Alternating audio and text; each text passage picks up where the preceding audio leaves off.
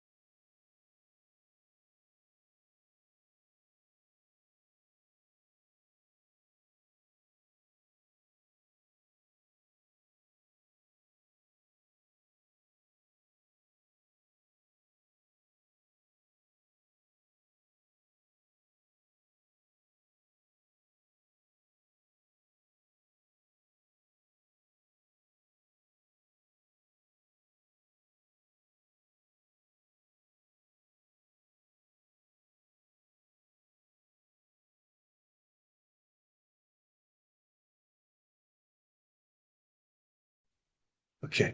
Sorry about that Zoom. Okay. So our ancestors, many of them had a shift to go into the factories.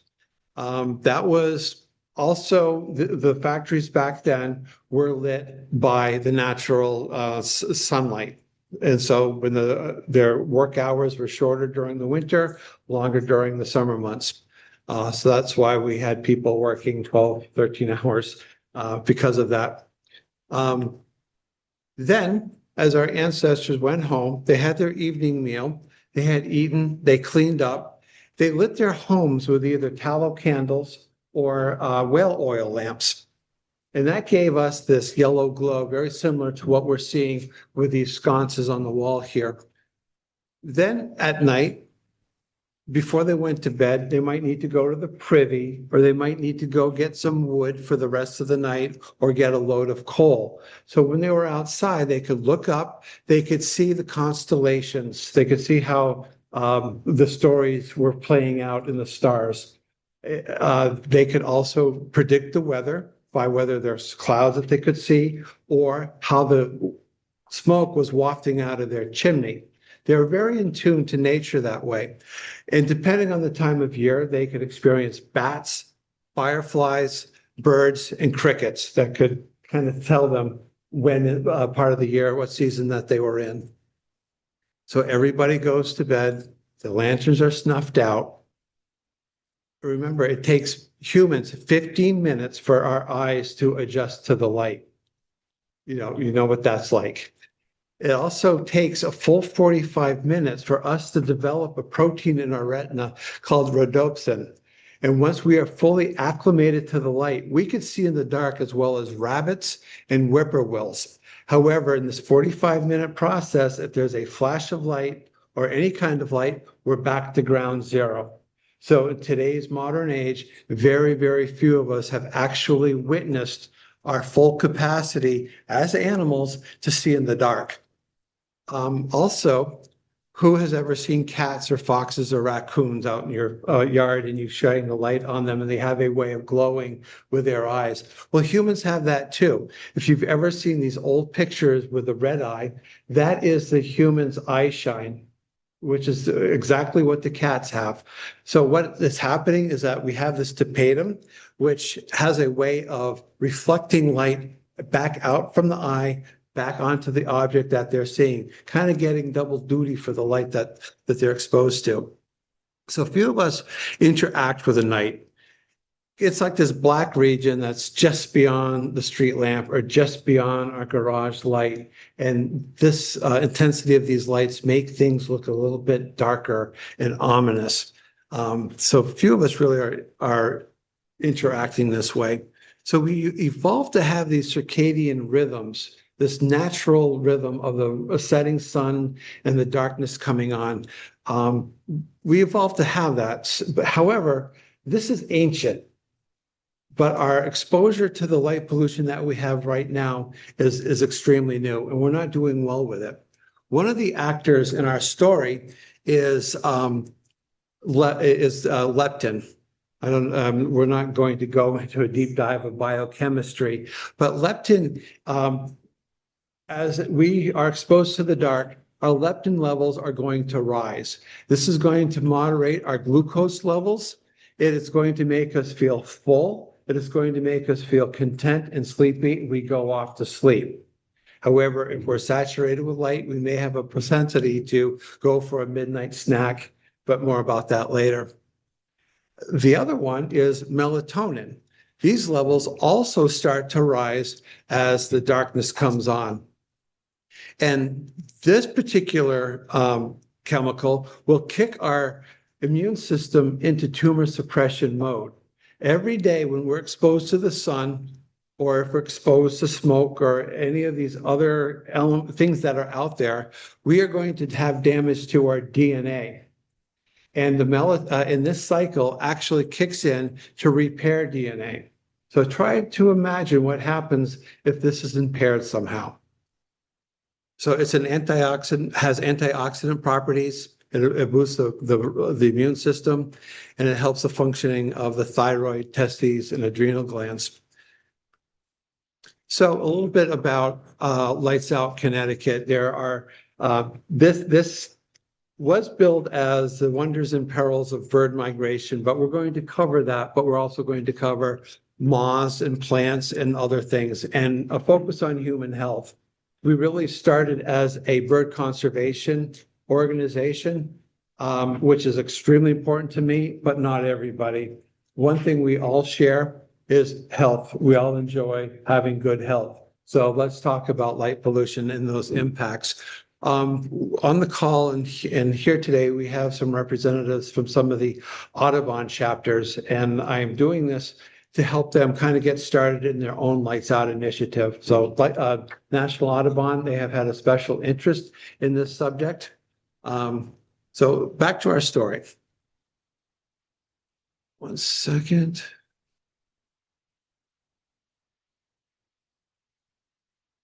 So a pop quiz, what phase is the moon in? It's not this moon, the moon tonight. Yeah, tomorrow it's going to be full, so it's a waxing gibbous. That's a trick question. That was really mean of me, wasn't it? What constellations in our sky right now? Can anybody name a few? Yeah. Orion, Taurus, Auriga, Gemini, and Jupiter is up, and it's a really bright star in the constellation of Gemini. So who here has seen the Milky Way? Okay, who has seen the Milky Way in the past year? One lady. So my point is that I mentioned our ancestors going out to the privy or getting wood, and they could see a perfect night sky, and they could see the Milky Way, and they were in tune. However, in our modern world, we could go days, weeks, months, years even, without really seeing the heavens. So humans have tried to light the night with fire and torches. Since 1807, gas street lamps were introduced, when we have continued to further push back the night. As time moved on, we developed incandescent lighting and later bright halogens, now these LEDs that you see everywhere. Our future looked bright, or we should say there was definitely brightness in our future. Anybody recognize this place? Okay, this is New York. These lights are perfectly outlining Long Island Sound. So what is supposed to be night, it is day. I like to point out that each one of these dots represents a decision made by somebody to keep that light on. And it really is harming us and wildlife. So since 2011, the night sky has become 10% brighter every year. So a baby born with 250 stars visible in the sky will see only 100 by the time she's 18 on average. This is a scale that astronomers use to measure the level of light pollution. We used to live here, excellent dark sky. Now there's a park, the Dark Sky International organization will give this designation to areas that have excellent dark skies. There is one dark sky park east of the Mississippi. Does anybody know where that is? Where? No, it's north of Acadia. Acadia is close. They're really close to getting it. It's on the 100-mile wilderness between Moosehead and Baxter. But to think, we used to get this by taking a walk for a few minutes. Now we have to drive 6 hours. Most of us are living in an inner city where we're really not seeing any stars. A lot of us are like with seven and six. I'm not sure what it's like here, but I'm sure you're probably at best at the suburban sky level. So some of these stars their light is hitting us now. And that light was emitted from the stars way back when dinosaurs were roaming our planet. And this light is just getting to us. That's mind-boggling. So I like to think that the poetry of the universe is being robbed from us because of this light pollution. So a little bit about us. Light pollution impacts human health. It causes stress and insomnia. That's obvious. I don't know if anybody here has a neighbor with some bright lights that are on all night long, shining into your window. This artificial night lighting has dramatically disrupted our circadian rhythms, most notably our sleep cycles. In turn, many people are chronically sleep deprived, which contributes to mood disorder, depression, and reduced cognitive efficiency in learning. These disrupted circadian rhythms associated with this night light pollution have been strongly linked to impaired metabolic functions like obesity and various types of cancer, especially those that are endocrine related. In 2008, there was a study out of Israel. It was, I won't go into the details, but it was ingenious, whoever designed this study. But they found that women who were were living in these areas where light pollution, where you could go outside and read, found that there was a cumulative increase in their risk for breast cancer of 63%. 63%. So in 2012, the American Medical Association declared light pollution at night as carcinogenic. So I'm going to just kind of show you the literature that is out there. We're not going to take a deep dive. We're not a medical convention, but this is kind of important. So obesity, cardiovascular disease, and type 2 diabetes is a family of diseases caused by the impact of light pollution on our leptin cycle.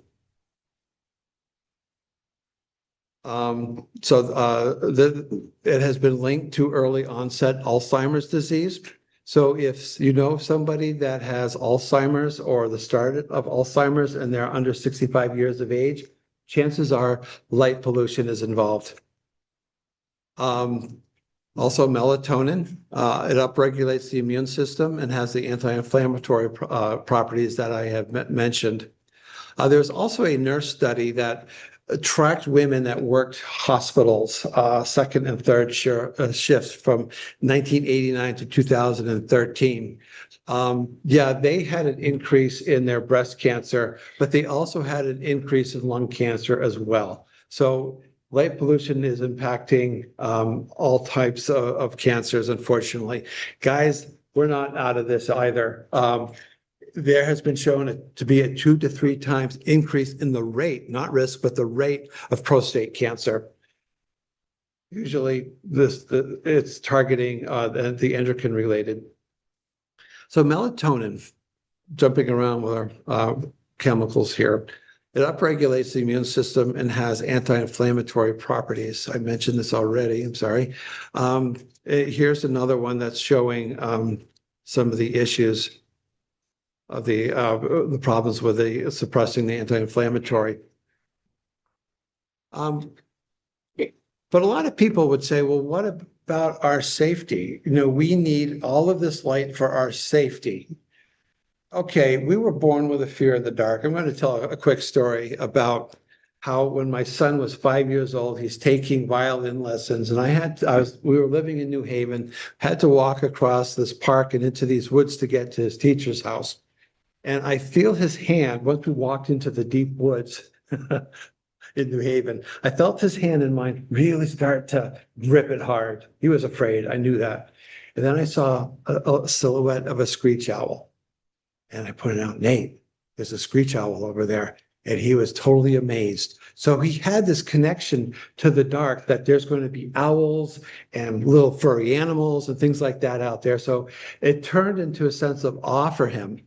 So if we have that type of experience, we're going to kind of look forward to the darkness in our night skies. However, back home, he still felt that there was a monster under his bed. So didn't know what to do about that. He just outgrew it. But back to safety. We have this perception that this light makes us safe. However, there was a study in England and Wales that tracked light, whether lighting was turned on, turned off, turned on for a certain time, and there was no correlation with accidents or correlation with crime rates. So in fact, most property crimes occur in the light of day. And some crimes like vandalism and graffiti actually thrive on night lighting. The best thing is to put some type of motion sensor. Somebody comes up to your house and a light comes on, they're going to run, as opposed to having it lit. You're just giving their workplace better lighting, that's all. So yeah, dark sky does not necessarily mean a dark ground. Keep that in mind. We're not advocating that you stumble around in the dark. Put the light where you need it. So if you have a walkway, just light the walkway. No need to light up the tree above the walkway. Just put it where you need it. We don't want anybody to trip. So glare. As we age, glare really starts to affect us. We start to develop cataracts, and there's really no way to do it. So things get lost in the glare. See this picture? Do you see that there's somebody actually standing between the headlights? So you could actually get lost in the glare. You do not see what's there. Furthermore, when you're driving and a lot is shining light into the roadway, you don't see where you're going. It creates pain. It creates loss of balance. It creates loss of situational awareness. So that's making us prone to accidents. There was a study done in Chicago in 2000. Researchers took the opportunity when the city was going to update their street lighting system by using a lot more wattage. They were increasing it from 90 to 250, and they were increasing the light fixtures throughout the city. So they were able to do a before and an after. And so you see, the blue line is after. There was an increase in crime. So it's not making us safer. There's other things that could be done, not more lights or brighter lights. So I think with humans, not only does it impact our health and safety, it disconnects us to our heritage and from our nature. We, as an animal, have had a connection to the night sky for a long time. Does anybody know this painting of Lascaux? Yeah, it's this was created by French artists. They weren't French at the time. This was created in the Pleistocene. A lot of researchers now feel that these are not pictures of the hunt. These are not pictures of animals. This is actually a star chart, which is fascinating to me, that these people felt that there was the heavens, there was earth, and then there was under earth. So they went into these deep cave in order to have a connection to the night sky. So think about that's actually a star chart. We live in a world of changing landscapes. Rivers are dammed, wetlands are drained, forests are cleared and paved, houses and malls built in meadows, even mountaintops and ridges are removed. The land would be unrecognizable to our ancestors or to the people who lived here before our ancestors arrived. The night sky remains the same if we only could see it. It's a direct link to our past. So the National Parks Service states, experience in the night sky helps us imagine Teddy Roosevelt sitting on his porch in his later years looking at the stars. Aldo Leopold hiking under full moonlight in the sand dunes, or Carl Sandburg crafting poetic words amid natural beauty, or hardscrabble homesteaders finding respite on the prairie sky after a long day's work. And people who were escaping slavery back during the 1830s and 40s and 50s, they used the Big Dipper as they called it the drinking gourd. That's how they were able to navigate north, because they were traveling at night in order to avoid detection. So think about some student who has a connection to this heritage, wanting to see the drinking gorge, and they go out at night and they can't see it because of light pollution, because of some big billboard about some liability insurance attorney, or because of there's a huge self-storage facility that's just lighting things, robbing that person of their heritage. So this is supposed to be dark. The night sky helps us heal.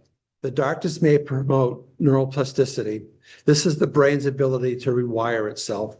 Activities that facilitate brain plasticity can help prevent cognitive decline, dementia, and other age-related concerns, according to a 2020 study at the University of Rochester. There could be benefits to being in a dark, adapted state. So I'm saying even going out in the dark when there are no stars or no moonlight is still going to be of benefit to you. If you do this regularly, neurochemical changes in the brain are going to affect plasticity. Others have simply stated that people who are exposed to starry night experiences ease and a greater sense of well-being and greater health. So one might wonder, what does it take for us to start to recalibrate ourselves? So leave it up to a college like the University of Colorado in Denver to answer this question. They went camping. I was in the wrong major. So they did not bring any lights. They just adapted to the natural rhythm of the sun and the moon. And they found it just took 2 days for them to adapt. Their internal clocks were set. They were waking up naturally. They were waking up feeling refreshed and ready to go. It was an overall adjustment simply by unplugging their lights and experiencing the dark. So here again, it's a matter of creating our connection to the dark so we displace our fears. So who here remembers the solar eclipse of a few years ago? Yeah. Did anybody travel to go see that? You did? Okay, a bunch of you. All right, so this is my experience. This was taken in northern Vermont, where I'm from. So the night sky and the heavens are a source of awe. In fact, there is a condition that some people have where they feel that they're going to fall off the earth and into the skies. And there's an Iroquois or Haudenosaunee legend where that had happened, that these women fell off the earth and rose into the sky and became the Pleiades. So it's a fascinating shared experience. So awe is this feeling that you get when confronted with something vast that transcends our normal frame of reference and that we struggle to understand. It's a mix of amazement and fear, something that threatens to consume us. The night sky is a perfect source of awe for us as well as our ancestors. Current research has shown a sense of awe could break habitual ways of thinking, making us more creative and more interested in the world. Memories improve. We have better focus. After a feeling of genuine awe, people feel happier and less stressed for weeks later.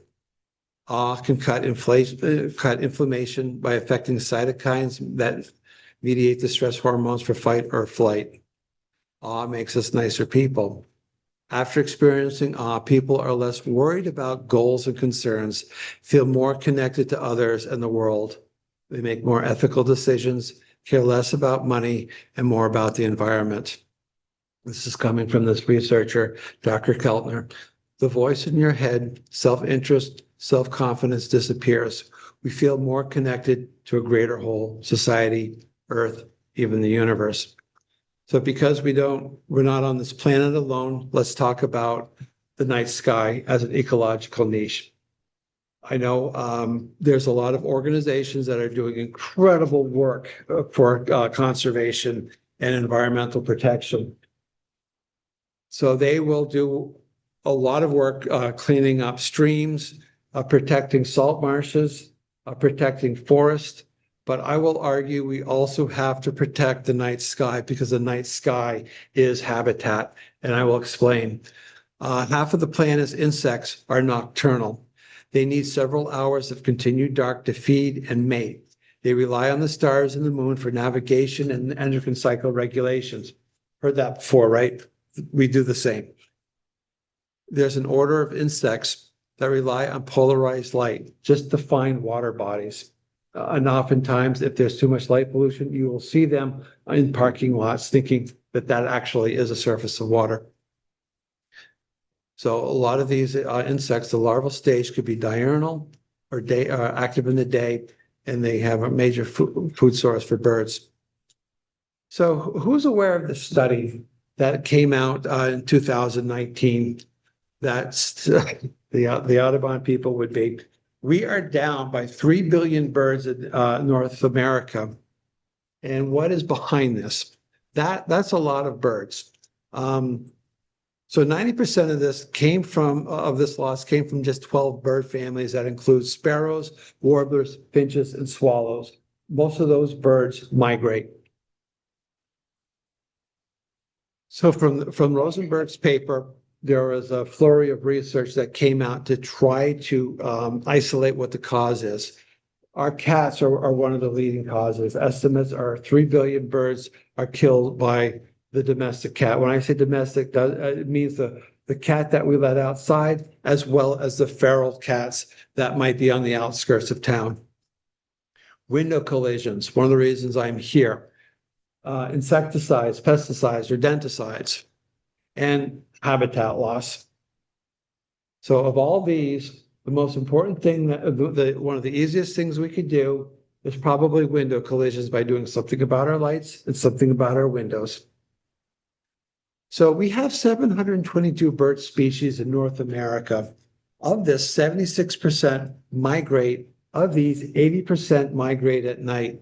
Who is aware of nighttime migration? You know, a lot of people are surprised. The Audubon people, of course, you know. So in Connecticut alone, I'm sure it's not that different in New York, we have 148 species that migrate either through or from Connecticut. Here again, the sky is vital habitat because they're migrating at night. So every spring and fall, they migrate. They evolved millions of years ago to navigate at night in a dark world to avoid heat and predators. Now, these birds, they are active during the day. Their eyesight, as far as night vision, is equal to our own. So if you're navigating by the stars, if you're navigating by the moon, if you're navigating because you can see the Earth's electromagnetic field, in part because a very complex system in your bird brain was triggered by a photon from a distant star, and now you can't see this, how are you going to get to where you need to go in Florida or down into Hispaniola or Venezuela? So these birds did evolve to take advantage of the explosion of insects and other food in the northern hemisphere. So it's an evolutionary gamble that they came up to take advantage and breed up here, and then they're going back where their species actually evolved from, like the Bicknell thrush, for example, actually evolved in Hispaniola, and it comes through this area to nest in the Adirondacks. So they're following ancient routes by stars, the moon, and the Earth's electromagnetic field. So I mentioned this whole thing with a photon. This is a cryptochrome that's in their brain that's triggered by a photon. So very complex systems to navigate. One reason that we know this, a very fascinating experiment that was done in Cornell, where the researcher, Emlyn, he took an indigo bunting, put it in funnel that was clear on top and dipped the bird's feet in ink and had paper on the bottom of this funnel. The funnel's about this big. And the bird, when taken into a planetarium during the spring, was kicking to go north. So when you have a planetarium, you could play God. So he started to knock out some lights one by one to determine how is this bird just lining himself up. What he found is that the birds don't really see constellations the way we see constellations, but what they do see in a quick blink is the movement of the stars. You know how if you set up a time-lapse camera, you will see everything circling around Polaris. They can detect that movement in a very short period of time. And that's how they orient themselves. Because he wasn't done playing God, he was asked, what if I were to change the North Star from Polaris to, let's say, Betelgeuse in the constellation of Orion? He did that, and sure enough, the birds started to reorient themselves to this new North Star. So these birds need these stars in order to migrate. So this is the levels that they're migrating. Songbirds are between 500 and 2,500 feet. Our other migrants are raptors and waterfowl. For the most part, they are actually migrating during the day. Sometimes you will hear flocks of snow geese. I don't know if you hear them here, but in Western New York, definitely snow geese are migrating through night. So yeah, you think about this layered cake. You know, we talked about the atmosphere down here, but there's going to be headwinds, tailwinds, and that's going to be a determining factor when a bird's going to migrate. If there's like serious headwinds, they're not going to fly. They somehow detect it, but sometimes they are caught by surprise, and you will have these massive fallouts, or they will land on oil rigs and ships and things like this.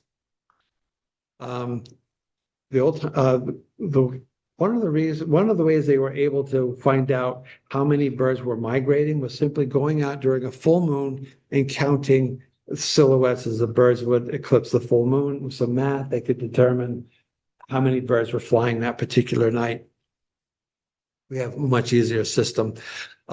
This is based on Birdcast. If you've never seen it, they're going to fire it up for the spring migration, and you could get an idea with these heat maps of how many birds are flying overhead at any given night. But just to put the spring the migration into context here, we have 4 billion birds coming out of Canada into the United States.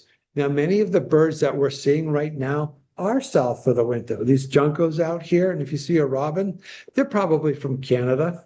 And this is south for them. But many of the birds continue down into Mexico and Central America.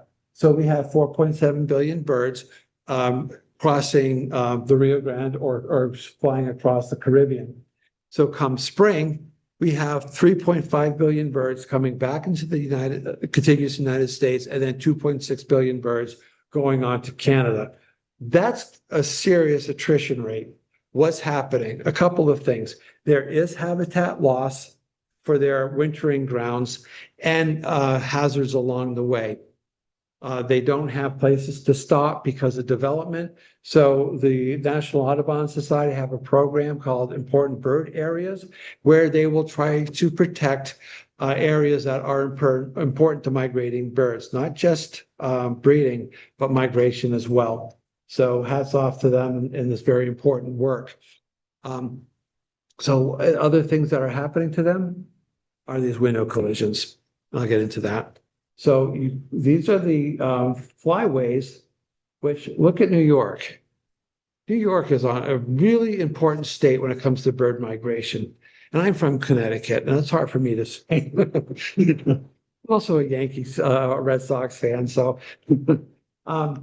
see how important New York is on the flyway? So many birds are coming from all over, flying over. And so if they're coming and they're dealing with light pollution, they're going to be disoriented.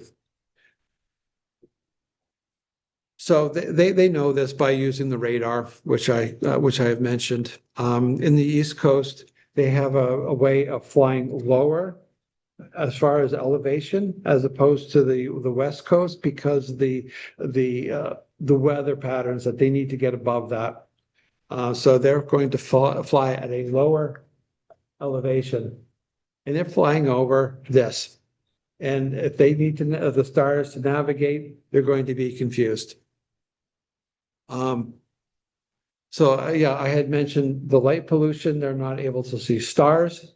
They see the sky glow. They mistake it for a rising moon or a rising sun. And then if they think it's a rising sun, they're going to land where they shouldn't be landing. There has been studies that shown that a city and town parks have an inordinate number of birds during migration than if they had just flown over. They're getting drawn into these areas because of light pollution. So this is a park in Hartford, Connecticut, which you see this happening. And I wonder, as they get into these parks, is this giving these cats an opportunity to prey on these birds? So are these two fatalities linked? So what is happening when they are coming into our built environment? Window strikes. We cannot see through glass. I actually was giving a presentation at Wesleyan University, and I was coming up the stairs, and I almost smashed into this window. It was a glass wall. So you see this at banks and airports, that they'll put decals to make sure people aren't running into these glass walls. We could do this for birds. If there's an atrium, they'll try to fly through it. But usually what's happening is that our windows are reflecting nature back to the birds. So they think they're flying into shrubs and trees, and they're flying into hard glass. So the numbers here is there's like 1 billion to 2 billion birds that are dying in these window collisions every year in North America. I'd like to think that, it's a big bad corporate building in downtown Stamford with its glass. That's half of the problem. The other half are our own homes. So please take some literature, find out what you can do. I'll talk about it briefly at your own home in order to break up these reflections, so at least we could give these birds a better chance. Another aspect of light pollution are these beacons. Everyone remember this. Unfortunately, this 9/11 occurred during migration. This is a very sacred monument, the beacons. However, it is impacting birds. Fortunately, the city of New York they're working with New York Audubon, the Audubon Alliances, and they will monitor how many birds are flying around this beacon. It gets to a critical mass, and they say, kill the lights, and they'll shut the lights off for 20, 30 minutes. And these birds are able to snap out of it and continue on their way. So yeah, we can work together to make sure our birds are protected, because before these lights, they were circling all night long, and they would die. They would fall out of the sky from exhaustion. So the pavement was littered with carcasses of birds. But fortunately, they're working. But when they turn the beacon back on, the birds that are in the area start to circle again. So yeah, like I was saying, we're up to 1 billion birds. That has been revised to 2 billion birds. Does anybody recognize this place? This is McCormick Place in Chicago. This was probably the most studied building in regards to bird collisions in the United States. They were actually trying to do the right thing, and they were shutting their lights off by 50%, and they found that there was a 60% reduction in collision mortality. During the night, birds think that they're seeing stars and they fly into the windows, or when the sun is rising, they see reflections. So there's two mechanisms for killing birds here. However, one night, it was a perfect storm. It was that time in the fall migration.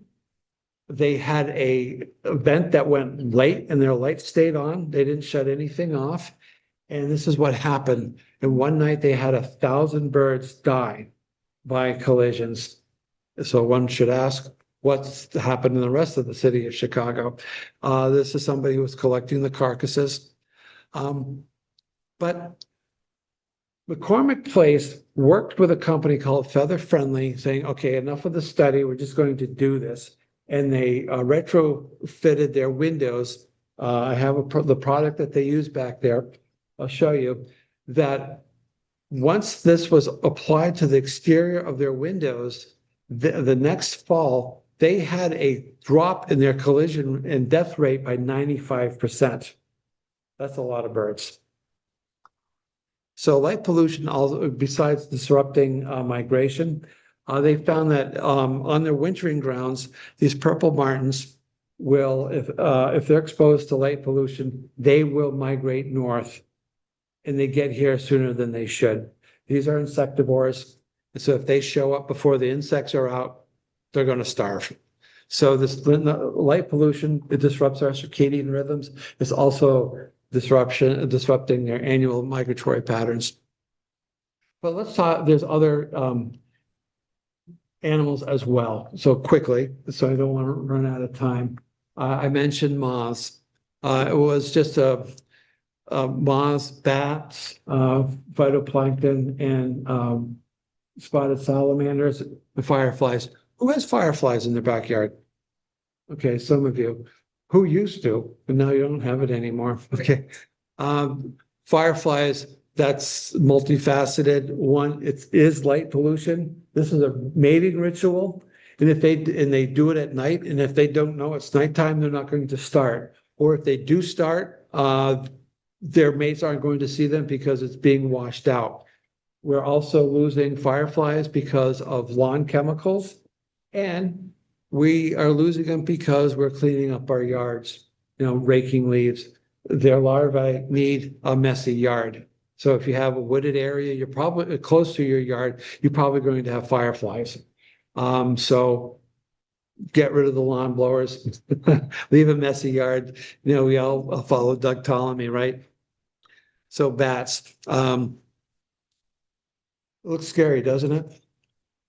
It's not really scary. It's scared. It's terrified. It's being handled by a human that is extremely much bigger than that poor little bat. And it's being, it has light shining in its face. So this bat is actually screaming in terror by what's happening. But they are fascinating. Rabies in them are very rare.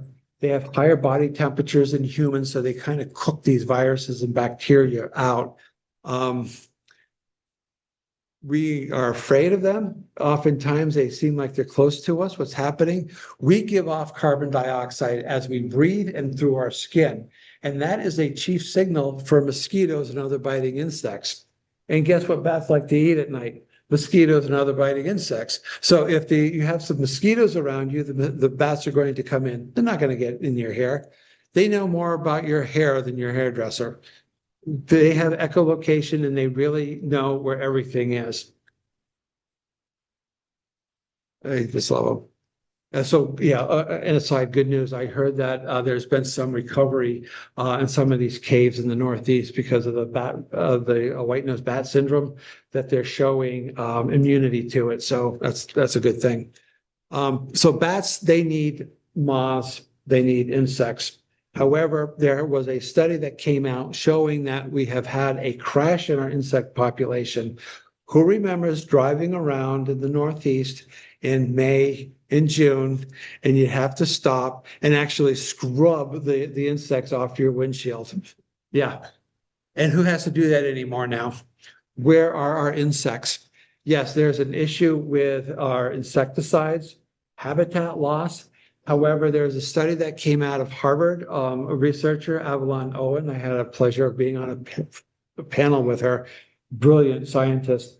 They were linking the population decline in insects to light pollution. So yeah, the windshield study. One thing that this issue had pointed out is that we don't know enough about it. And that's the thing with science. You see a problem, then you realize nobody has really been researching it. Now that's happening now. Somebody I've worked with, Chris Elphick, he's an ornithologist at the University of Connecticut.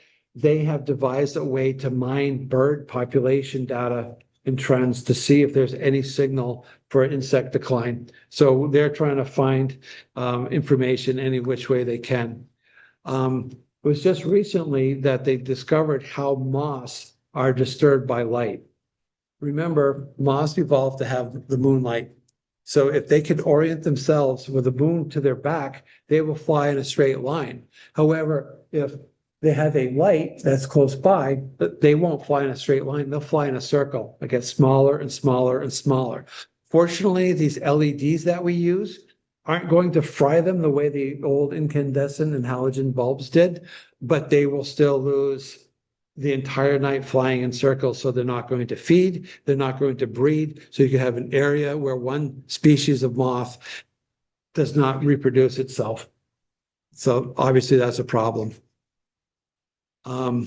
Yeah, so real quick, there's some of the issues that we have. Also, just running out of time, so I'm rushing. Really great pictures though. Spotted salamanders. We're going to be coming into spotted salamander season soon. These little critters have never seen the sun. They once they were in their tadpole state, you know, they're amphibians, so they go through two phases. They will, as an adult, they will go underground and they live underground. In the spring, they come out of their holes and they navigate to a vernal pool. Researchers have shown that if there is light pollution because of somebody's driveway light, garage light is shining into the woods, they can't navigate that border between the dark and the light, so they get lost. More research is needed. Also light pollution on the oceans and seas. This is supposed to be a beautiful picture of New Haven Harbor. However, I have a friend who teaches navigation at the Coast Guard Academy, and she says this is an issue because you navigate by buoys with little lights on them.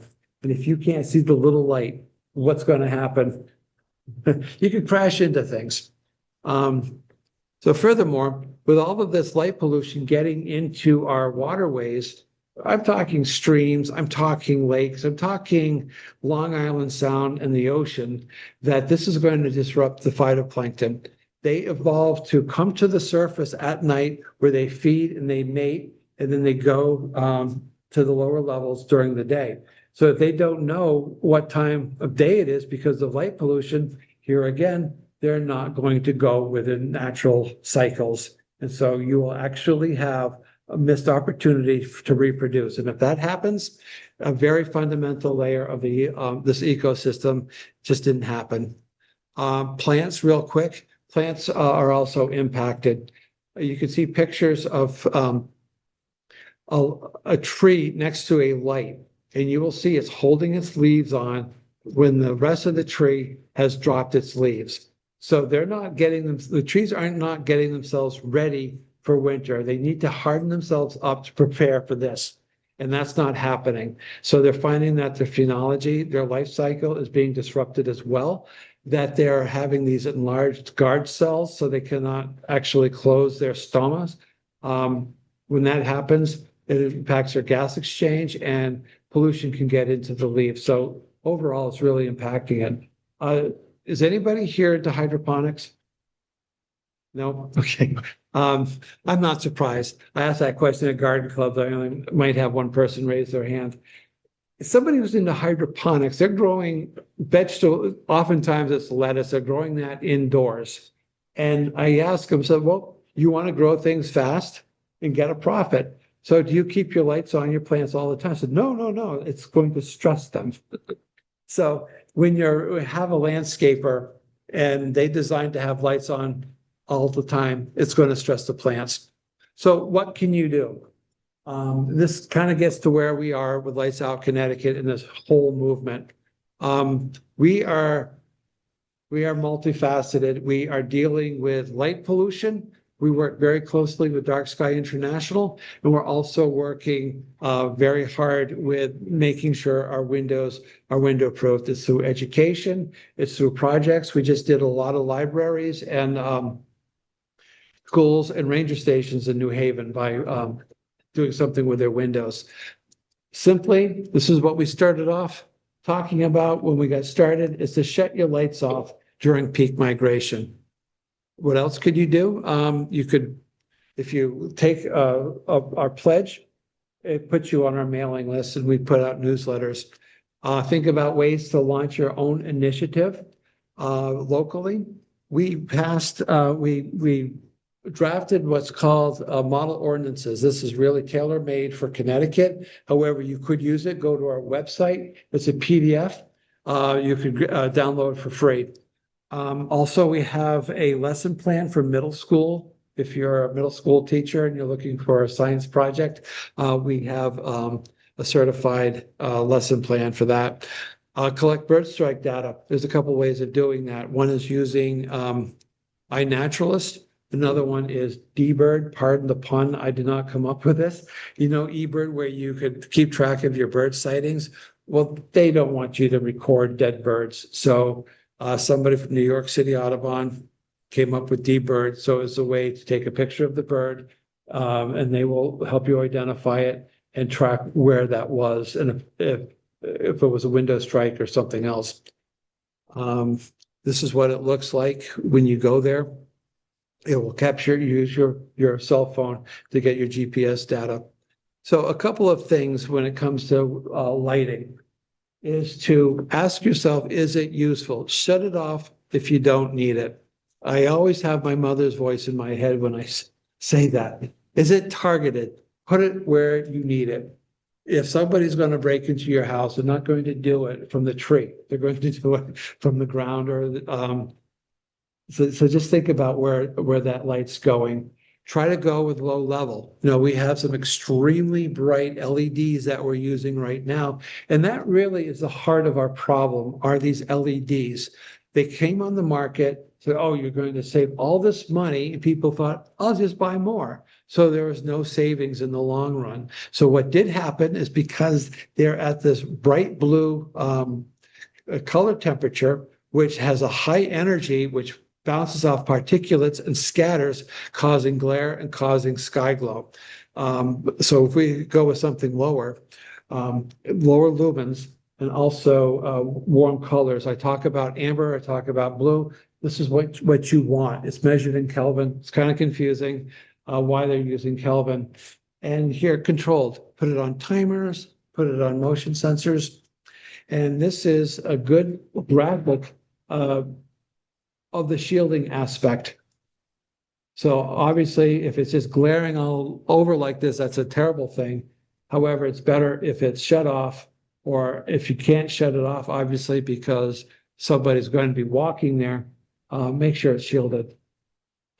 This is a display that I travel with. It's rather heavy, so I didn't bring it, but it shows the proper color temperature, the shielding.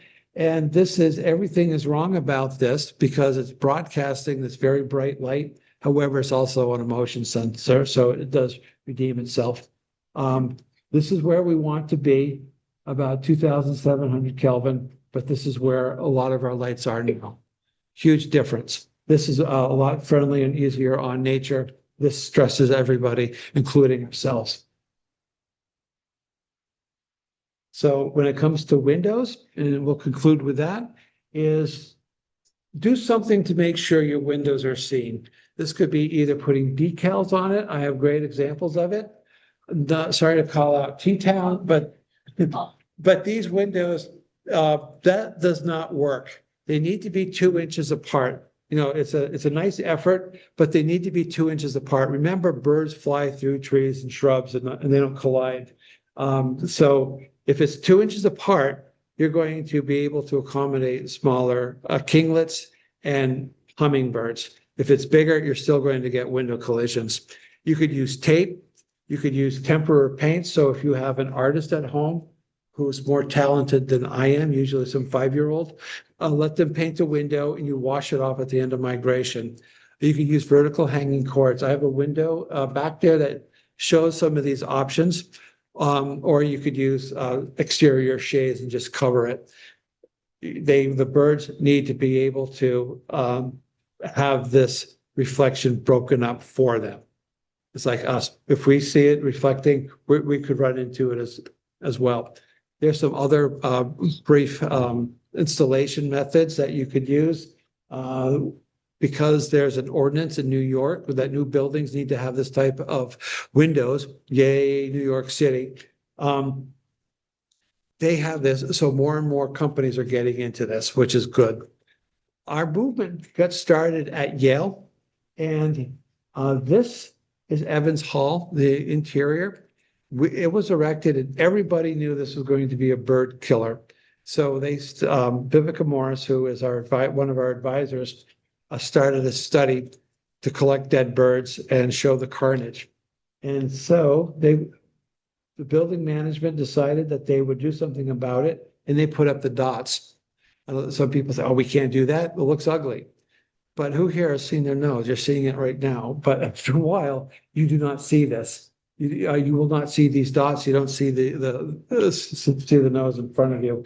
You just become acclimated to it. And people who are working and studying in environments where they're more conscientious of the environment, people feel better about being in that particular building. And this is it really, really up close. So I'll turn it over to whatever questions that you may have. And I will stop sharing.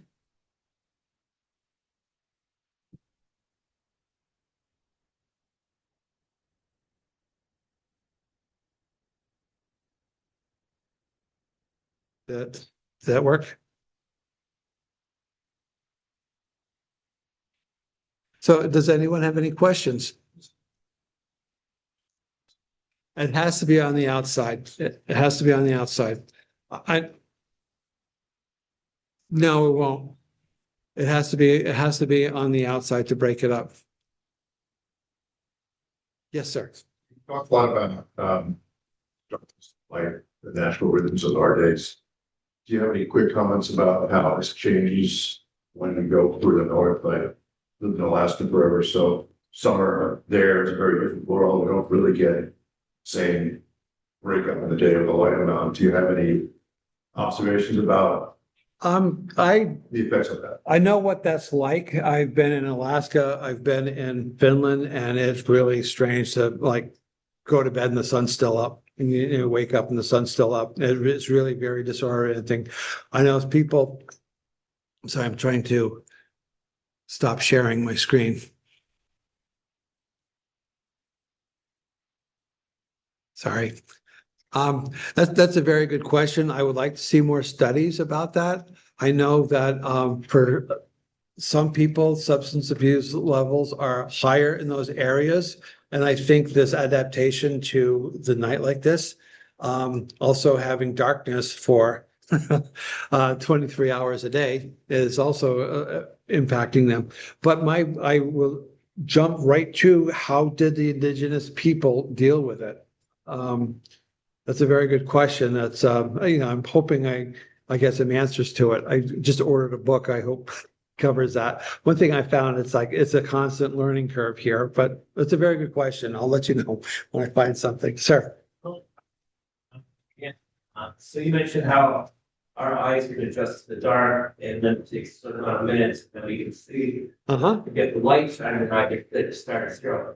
You mentioned like raccoons and skunks and all these other animals. If the light hits them, they get that black. But do they also, does that affect their eyesight like too when the light hits their eyes? Oh, that's a very good question. The answer is yes. They're finding that their hunting has been affected by light. So obviously, I'm sure if you're living in an area like this, you have bobcats, you have fox, you have coyotes, you have everything they're trying to adapt to this lit area. And it is impacting the way they hunt. Are they going to evolve? Are we going to evolve? That's yet to be seen. But yeah, it has been noted that there's been a change in the way they hunt. Yes. But local towns, including the one I live in, leave bright lights on throughout the night in their downtown areas and over both fields that are adjacent to the town hall or adjacent to other town-owned facilities. Can there be a coordinated campaign to reach out to the town board and Welcome, thanks. Great question. Great question. Okay.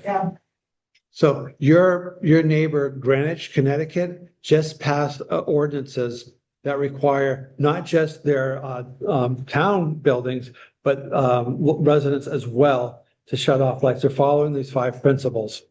Also, just recently, the state of Maine has passed a law that's requiring all municipal and state buildings to follow these 5 principles of shutting lights off, downshielding, using fewer lumens, all of this. That's a very good point, and that's a really good place to start. So if you're going to advocate, maybe going to your town council and saying, please do this for town buildings. For example, in Connecticut, we had a bill that was passed. We call it the Lights Out Bill, that requires the buildings that are state-owned in Connecticut to shut their lights off at 11 o'clock at night to 6 o'clock in the morning. Not everybody has been doing it. In fact, I have a friend who is suing the Superior Court, the state Superior Court, because they said, oh, everything's essential, because that's a stipulation that only applies to non-essential lights. So when you say everything's essential with a stroke of a pen without doing any type of due diligence, there should be issues. So that's a very good point. But that's a great place to start with your municipal buildings doing that. You mentioned sport field lighting. Now, there is a company that is a major supporter of Dark Sky International, and they have developed a way of directing the light. So if it'll show onto a soccer field and just right at the board, right at the edge, or maybe 3 feet over so you can see the Gatorade bucket. So it's very, very controlled that way. And it's also computer based, so somebody can remotely shut the system off or have it programmed to shut off a half an hour after the practice or after the game once everybody's gone, or somebody's forgotten their car keys or something and needs to go back. But there are systems out there for sports lightings. They're some of the worst because it takes one person to forget to shut the lights off. And meanwhile, this light pollution is rampant throughout the neighborhood for all the bad effects. Good, thank you. Yes. That's it doesn't apply to the private residency, but only people who put in the lines. So that's kind of lovely. But a couple of weeks ago, we totally renovated our high school football field. We just surrounded on the side by the woods above the Mountain River. There are tall, the new lights seem to be directed down, but when I walk by, I see birds, circling around in that light and, up high, it's very high. And it really bothers me, but they leave them on, they turn them off at 11. They leave them on before that because it's also kind of there are multiple fields and walkways that people walk on at night, and that's how I've seen it. Because I'll go out and walk. I would like to see that completely changed. It's probably never going to happen. So it bothers me, but I'm not sure. I'm curious about those lights. So I'm curious about the different lights that they put in, compared to what you're describing or not.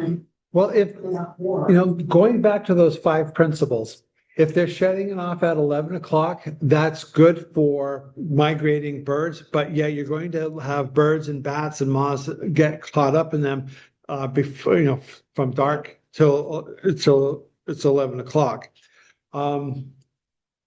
When they're no longer playing or practicing, maybe switching it over so it's more along the 2700 Kelvin.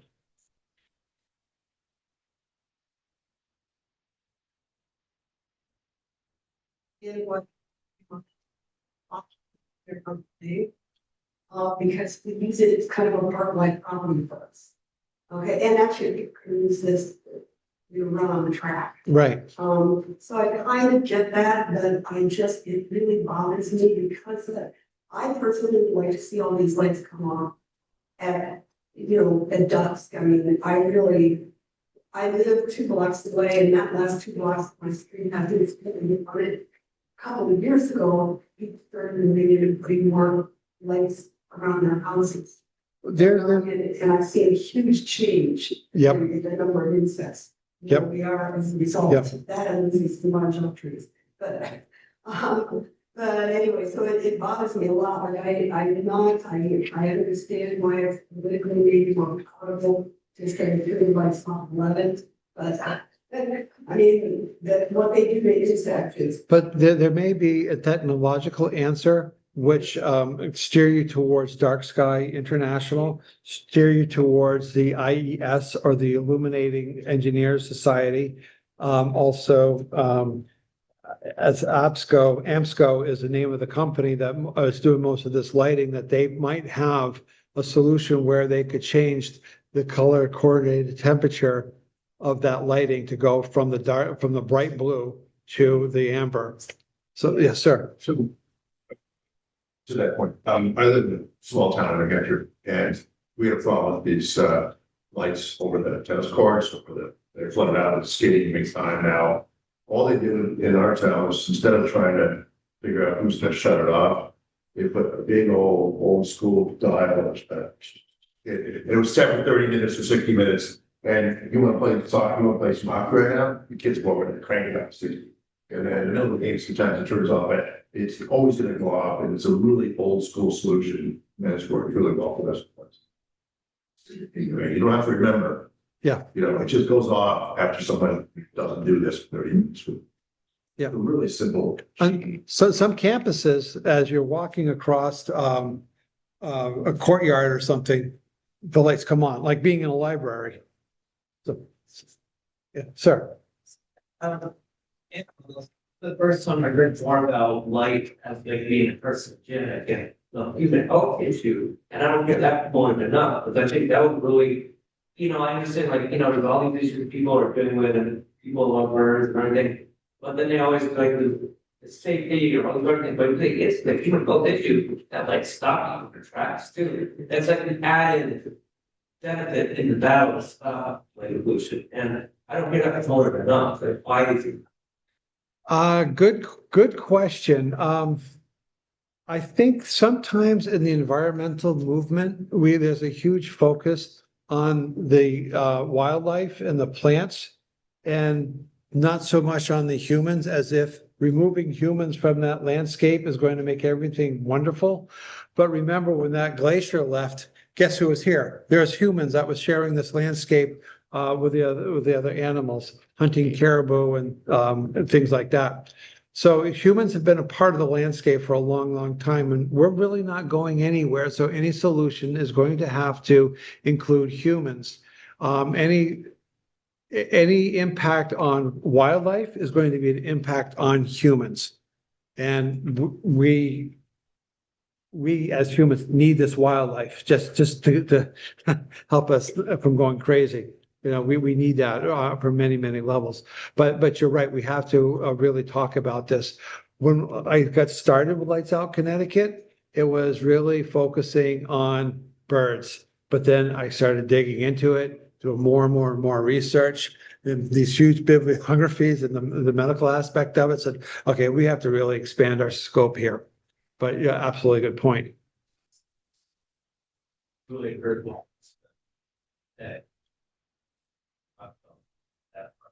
Yeah.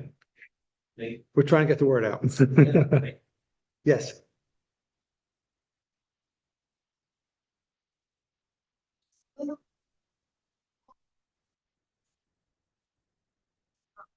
To reflect their idea and the technology is there, and in fact, they're getting, I guess it's, FAA's on some of them, pull it in, like, probably soon. And the idea is they reflect light back to Earth, but they can control it remotely, and they rent time and space so that you can sign up, subscribe, and pay them to have a fundamental way reflected back to where you want it reflected. It tracks the movement of the sun, okay? And you can have it reflected back to, say, feed your solar panels 24/7. Okay, and they have a lot of these applications signed up, they've got, it's kind of Yeah. Low on the radar, but if. I've heard that. Dark Sky International came out extremely strong against that. So I don't think at this point, I don't know the details, but I think it's pretty much been shelved.